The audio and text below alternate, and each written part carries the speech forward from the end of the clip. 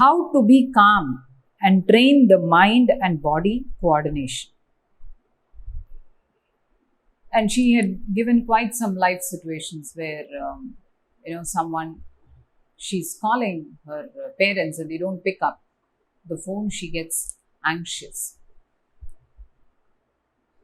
When you're doing asanas, whether you get that asana or not, you don't be anxious.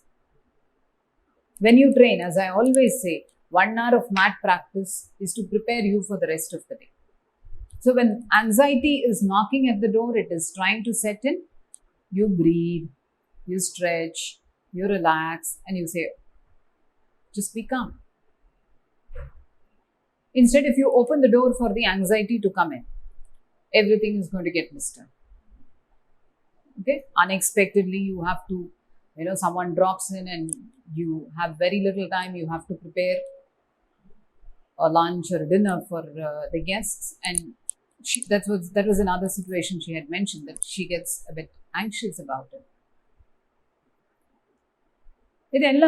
These are all how you train your mind and body to be in different situations. Like I always love to go to this example. Your meal time decides a lot of things. Meal times. How you eat your meal decides many things about how you are going to be as a person.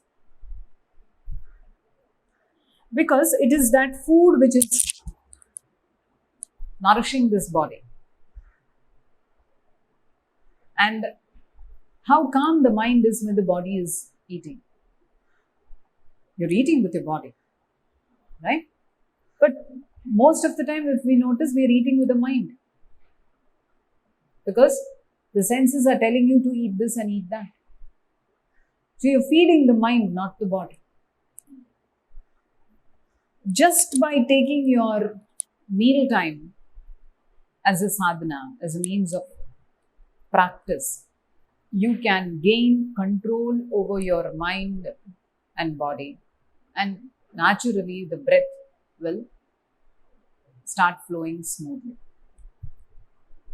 How you eat your meal. How are you sitting? What are you eating? Are you eating what the body wants, or are you eating what the mind wants? How are you eating? Are you eating peacefully? Are you paying attention to what you're eating? Are you watching the TV? Are you looking at your phone? Are you having a heated argument? Are you having a serious discussion? How are you eating the meal physically and mentally? You know how the food feels when you are looking at the TV and eating? It's like, I imagine this. I'm being operated upon, and the doctors and all the paramedical people around, they're discussing a recent movie. That's how the food on my plate will feel. For me, so much is at stake here. That food is just waiting to nourish my body. And I'm haphazardly just not paying attention to it, not knowing what I'm eating, not knowing how much I should take, what I should take. And should we take everything very seriously? Can we not have fun? Meal times are not meant to be fun.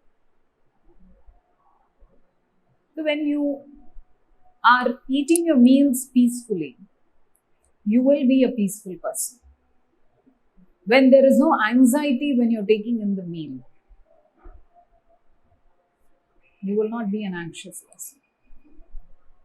It is simple when a mother is pregnant with a baby, what kind of food, what kind of emotions, what kind of mental states she goes through is going to impact the baby. When it can impact the baby, don't you think it will impact the mother? There is nothing. It's a physiological happening. Now let's remove the pregnancy part.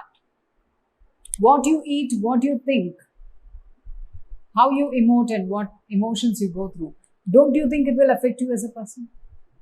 So அந்த 9 months 9.5 months ஒழுங்கா சாப்பிட்டா போறோம்னு கிடையாது. வாழ்நாள் பூரா நாம ஒழுங்கா சாப்பிடணும். Pay attention. Be aware, pay attention. Okay. What else? Anxiety about parents not fulfilling thoughts. இதெல்லாம் கற்பனை கரெக்டா இல்ல. அதெல்லாம்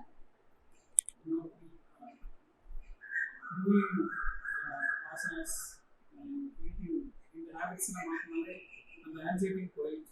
Definitely.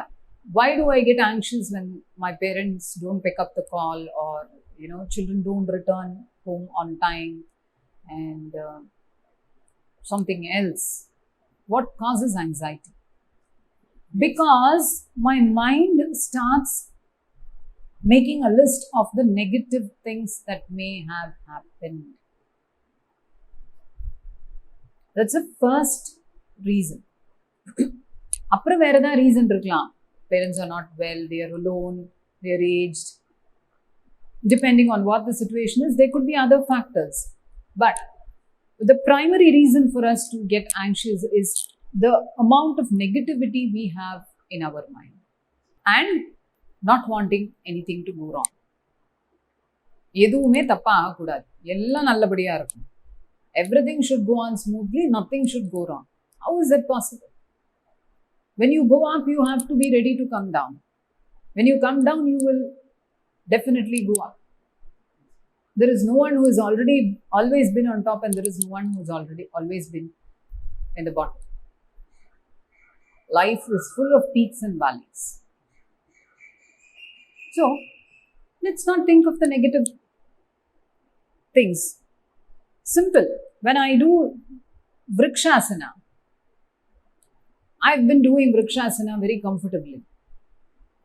Okay? Now the teacher made some corrections and she says I have to point my knee to the side. Now I'm getting uncomfortable with Vrikshasana. So the moment she says Vrikshasana, I get those negative thoughts. So I get anxious. You follow?